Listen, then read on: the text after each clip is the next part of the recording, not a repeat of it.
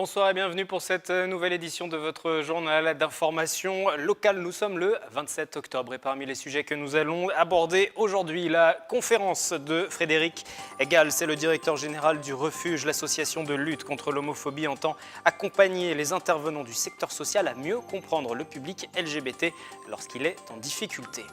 Le soutien scolaire se porte bien, que ce soit en ligne ou lors de cours particuliers avec des enseignants. De nombreux parents veulent profiter des vacances pour remettre leurs enfants à niveau. Et puis les vacances, c'est aussi fait avant tout pour s'amuser à la bergerie nationale de Rambouillet. Les cow-boys et les Indiens, vous le voyez, sont à l'honneur. Cette information pour débuter, le meurtrier de Cédric Josso, 38 ans, chef de la police municipale de Saint-Arnoult en Yvelines, vient d'être condamné à 25 ans de réclusion criminelle, assorti d'une période de sûreté de 16 ans par la cour d'assises des Yvelines à Versailles. Le 20 novembre 2012, il avait égorgé au cutter dans son bureau celui qui était devenu le nouveau compagnon de son ex-femme. Il a affirmé devant la cour être devenu fou en apprenant le déménagement prochain du couple.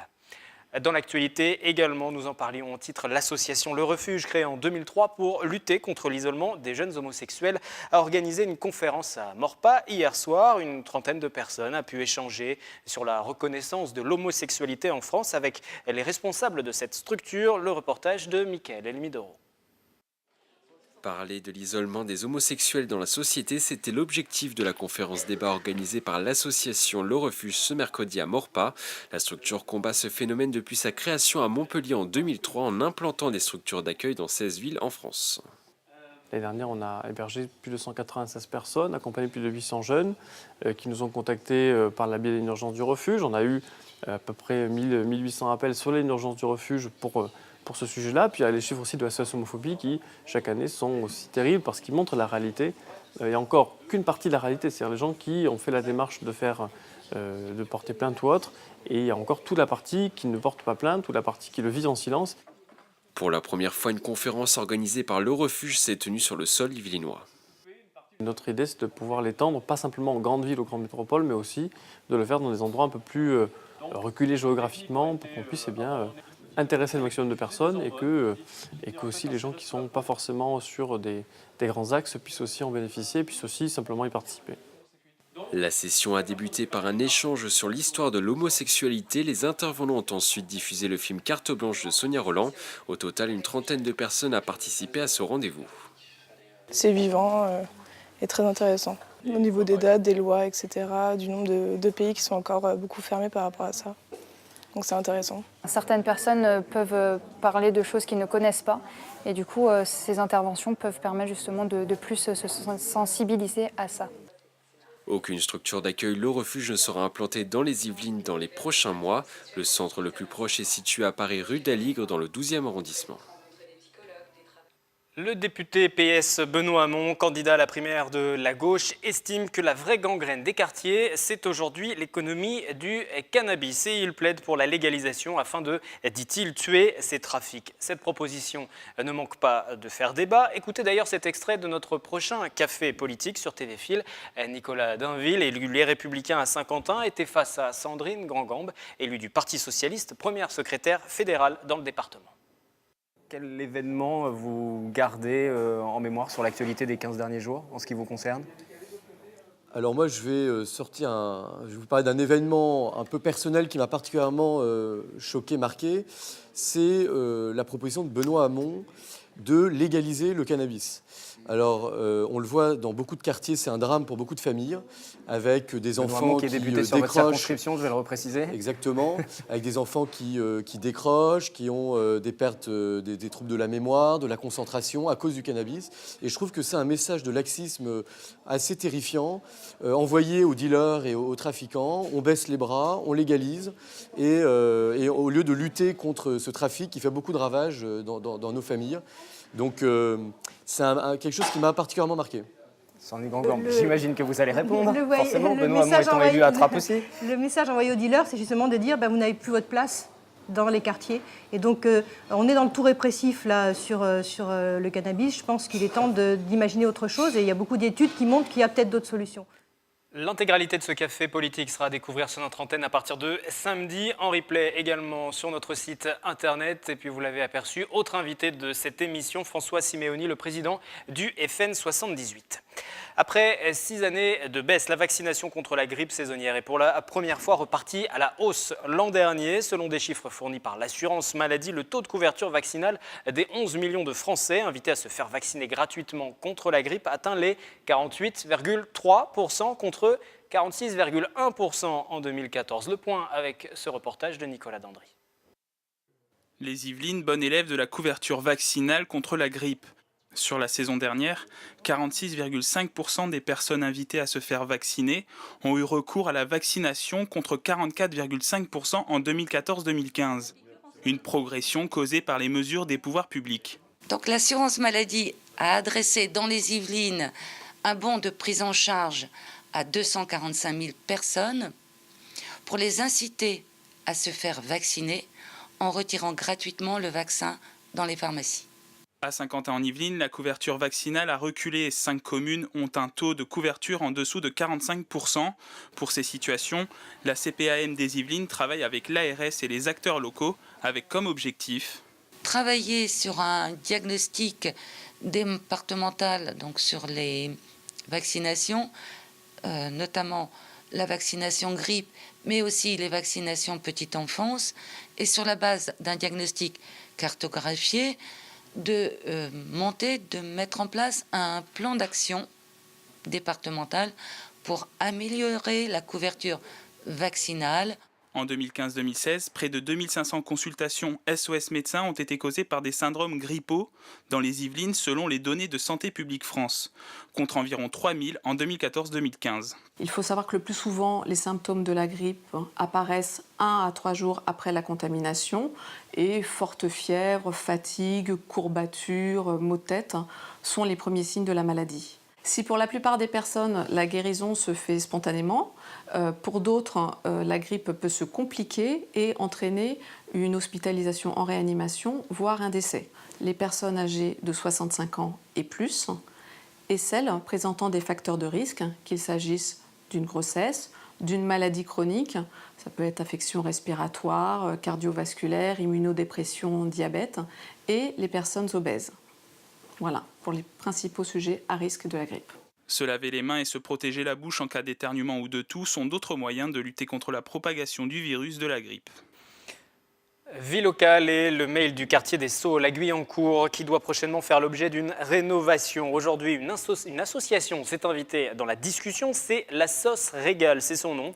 Elle demande une concertation publique et elle souhaite qu'un jardin éco-responsable puisse voir le jour. Camille Lambert et Haussmann Vanderdey pour le commentaire.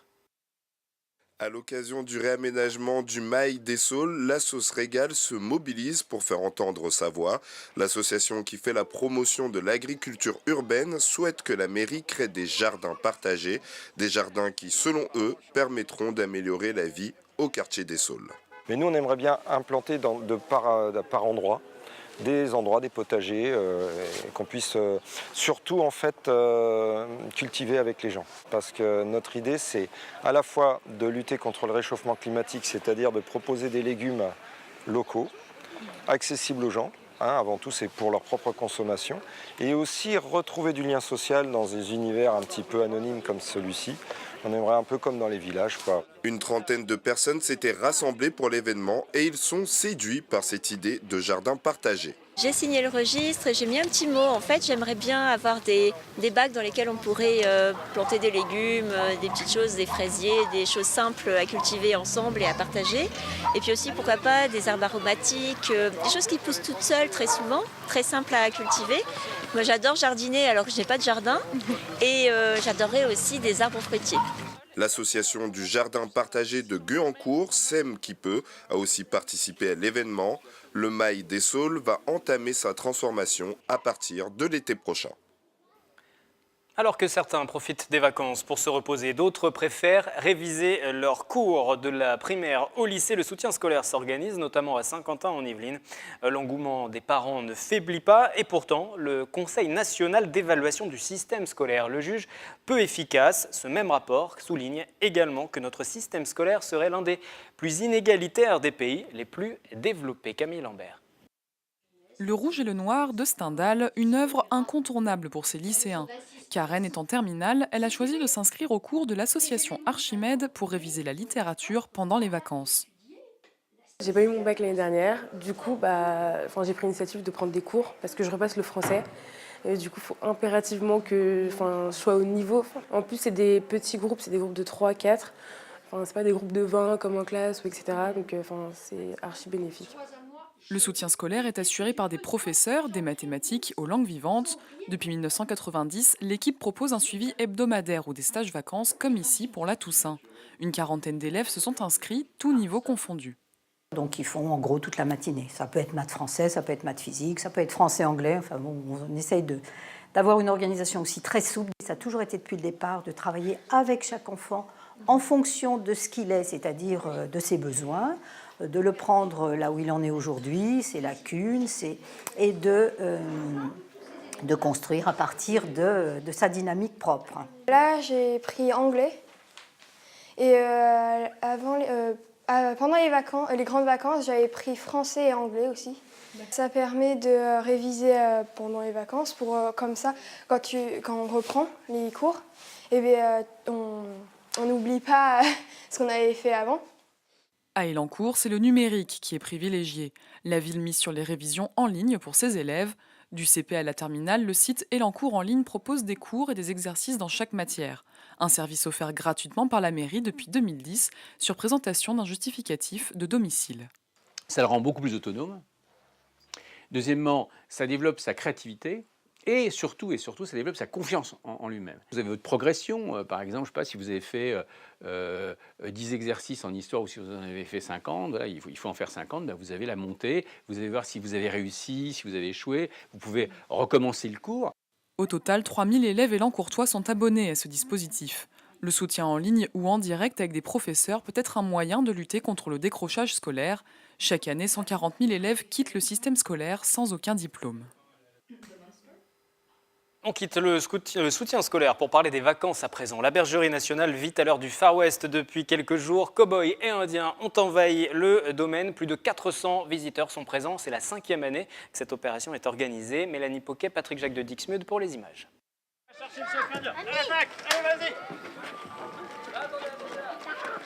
Les Indiens n'ont qu'à bien se tenir. Le cow-boy solitaire ne l'est plus depuis lundi.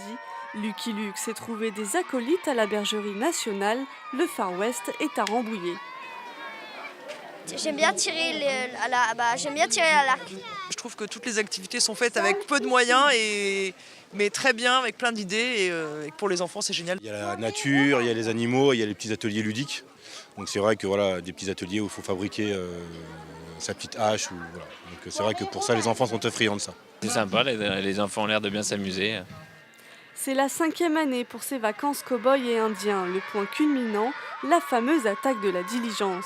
Près de 400 visiteurs se prennent au jeu.